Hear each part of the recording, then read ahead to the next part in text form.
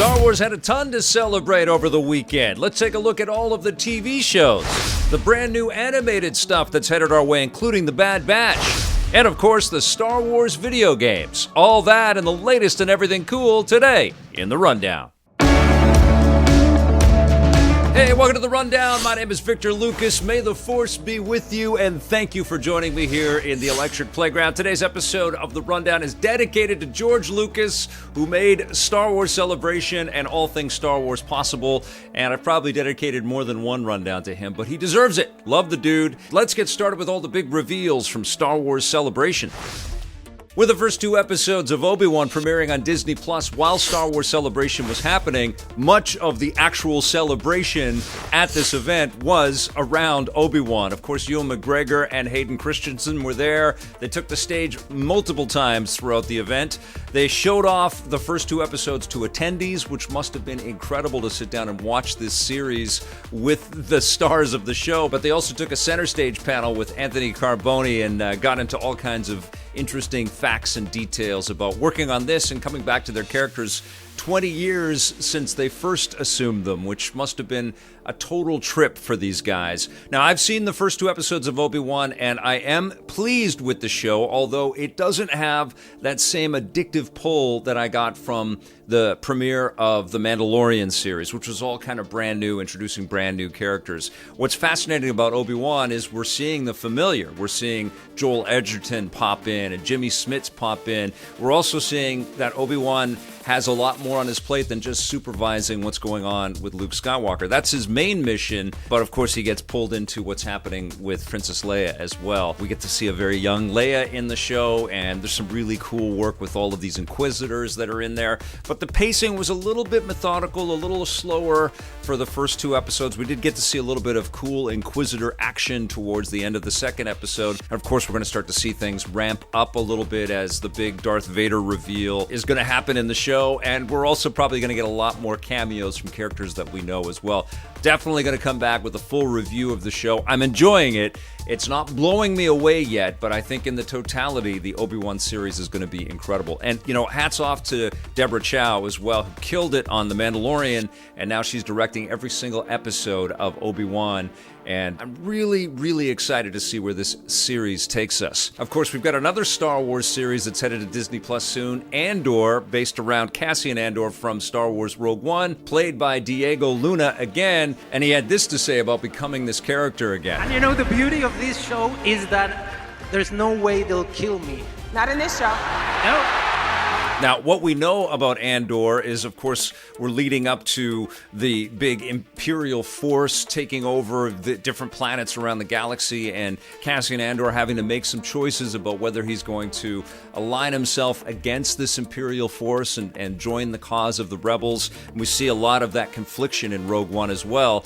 But we also know that there's going to be 12 episodes of Andor, and there's going to be a second season to conclude everything, leading right up to the events of Rogue One. And K2SO isn't supposed to be in this first 12-episode arc, but likely we're going to see how those two meet. I can't wait to see K2SO, one of my favorite parts of Rogue One, and Andor working together in the second season. Very excited about this show. It looks very gritty. It looks very much in keeping with the unbelievable quality of Star Wars Rogue One, one of the best Star Wars movies that's been made so far. And speaking of movies, there wasn't a lot of information about Star Wars movies at all. We do know that new movies going forward are going to take place after Episode 9, so we're going to be introduced to whole new pockets of the Star Wars universe later on in the films.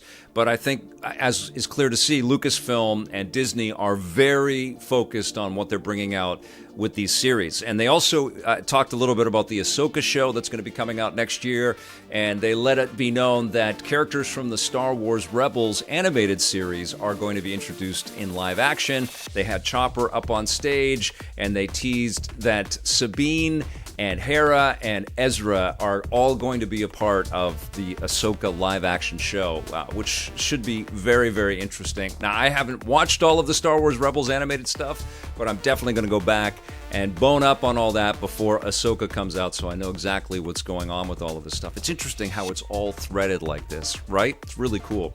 They also had John Watts up on stage to talk about another show that they're working on that's going to star Jude Law and apparently a bunch of kids, because it's kind of formatted formatted a little bit like Stand By Me in the Star Wars universe. It's called Skeleton Crew.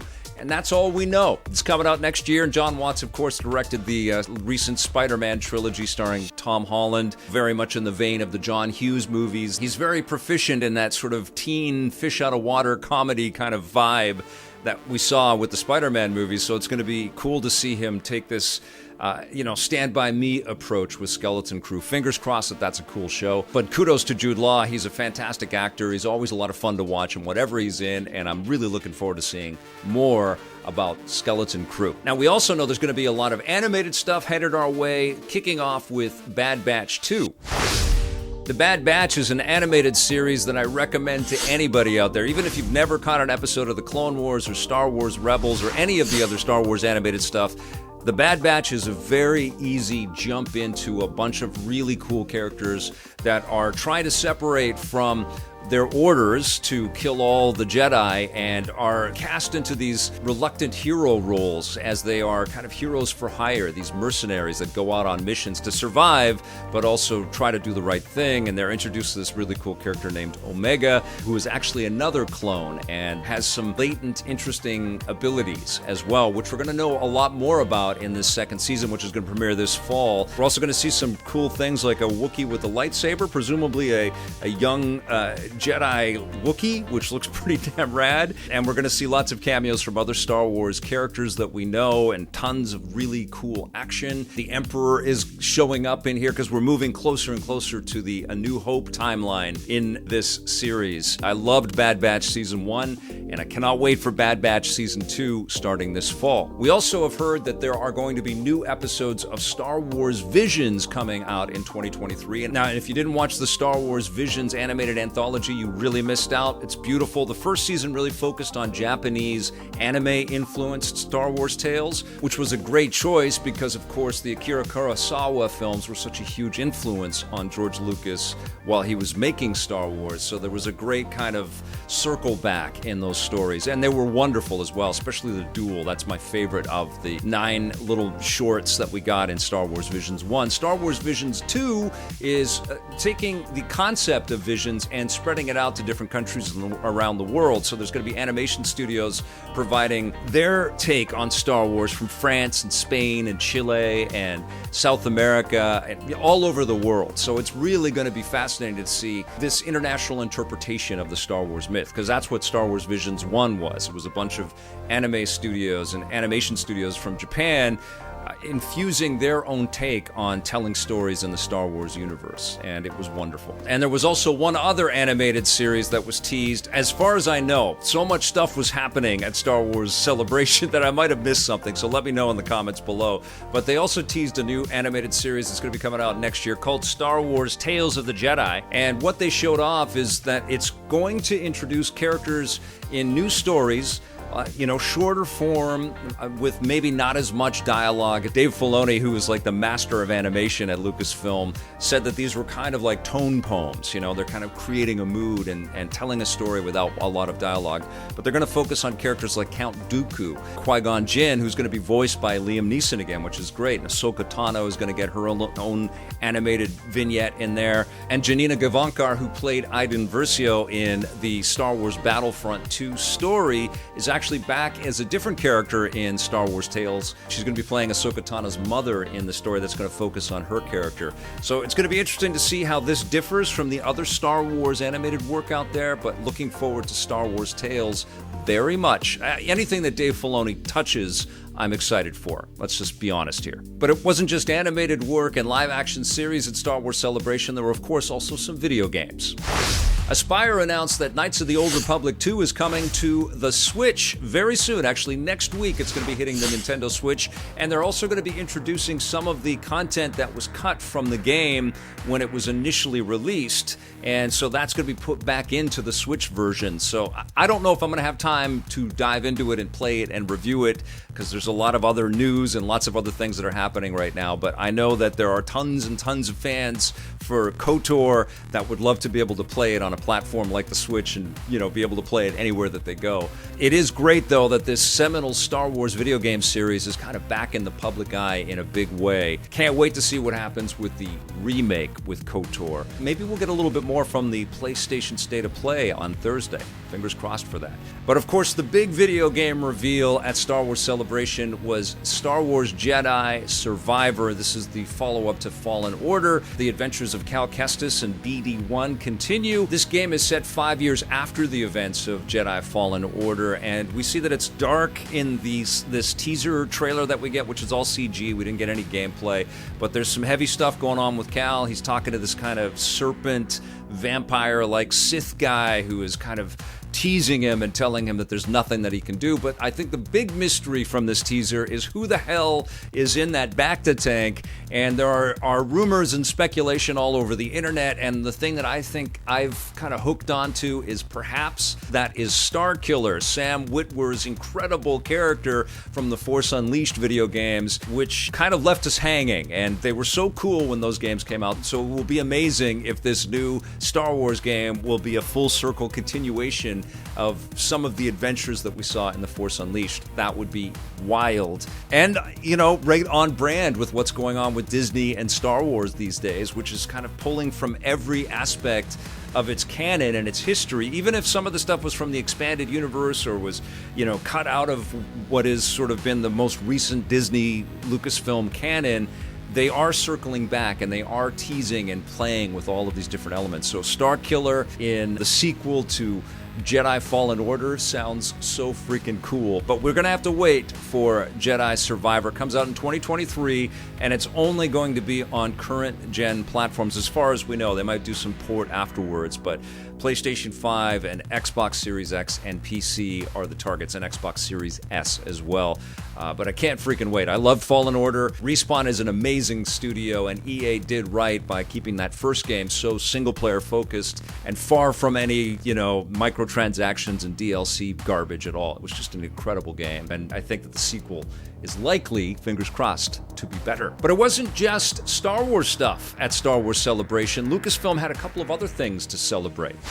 Lucasfilm also showed off the trailer for Willow, the new Disney Plus series that's based on the classic Ron Howard movie. Ron Howard actually took the stage to kind of help introduce this new show, and it's going to star Warwick Davis, who's coming back to play Willow, which is incredible. We've also learned after the fact that Val Kilmer is going to be a part of this series as well in some sizable ways. We don't know what that means. He's, coming off of a terrific performance in Top Gun Maverick, but this is an interesting year for Val Kilmer. But the Willow series looks true to form, and of course it's benefited by all the modern-day visual effects that Lucasfilm can play with and help to create these elaborate fantasy worlds. I have to admit, I haven't seen the Willow film in years, so I'm way out of touch on all of the backstory. I'm going to have to watch it again before this new series comes out, but it looks beautiful, and it certainly looks like it's been influenced by shows like Game of Thrones and the movie work that we've seen from Lord of the Rings, all of the amazing fantasy stuff, and of course Amazon's got that new Lord of the Rings show coming out later this year, so there's a lot of competition in this space, and Lucasfilm has to make something really special, and honestly, this trailer looks like that's exactly what they're going to do. And finally, they had one other massive moment at Star Wars Celebration that put a huge smile on my face. It was actually two moments, because they were celebrating the work of John Williams, who composed music for Star Wars Obi-Wan. He created Obi-Wan's theme for the show, and he's also performing the music for the new Indiana Jones movie, and Harrison Ford came out on stage to tell people when the next Indiana Jones film is coming out, next summer, actually, in June of 2023, but he also celebrated and applauded the incredible John Williams. So to see those two legends up on stage just put a huge smile on my face.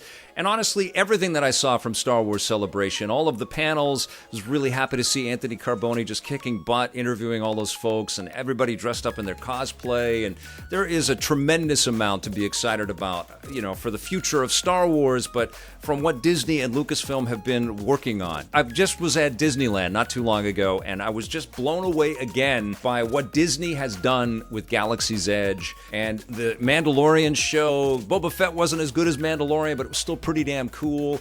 Mando has been incredible. We're going to get the third season of Mando in 2023, and they talked a little bit about that as well. And Bo-Katan is coming back, so Katie Sackhoff is going to be in there. It was amazing to see all of these things. And as I was reflecting, putting my thoughts together for this episode, I was watching all of this footage, and I got literal chills down my spine. I am an enormous Star Wars fan, a fan of Lucasfilm, and they're just crushing it. They're making so much cool stuff. Yes, I want to hear about new movies and the biggest budgets they have on massive stories, but I don't mind them taking their time and fleshing out this universe. And really what it looks like with all of these shows and animated work and stuff is that they're taking what is known and sort of connecting the dots and making this hyper timeline and really getting us into these characters in lots of interesting ways. And then they can take all of that work and all of those learnings and pivot forward and take us into a whole new bunch of storytelling with all of these lessons learned and all of this threading across all of this media as well. I've been a Star Wars fan since '77, since the first film blew me away in theaters, and I've said this often before. When we saw those original films, we had these huge gaps where we didn't get anything except in Starlog magazine, and that was it. It was Starlog magazine, and then maybe something would pop up on Entertainment Tonight or whatever. But the rest of the time, we were trying to piece together what was happening in these worlds with these characters. And, read the comics every once in a while and the novels and stuff like that. But it was not like it is today. Today, we have this flood of really interesting connection points for us to dive into the Star Wars universe. And Celebration really does a good job of bringing it all together. Next year's event is going to be in London, and I'm going to do everything I can to go back to Star Wars Celebration and attend it live next year. But what a show. All right, you guys, that's going to do it for the rundown today. Thank you so much for watching. I'll be back again very soon with a fresh episode. And in the meantime, please check out some of the other content that I've been putting together. I did a whole story on what I think Nintendo should do for the next Switch. And I've got some interesting thoughts in there and some great comments from folks. But that's going to do it today. Thank you. We'll see you soon. And until then, play forever.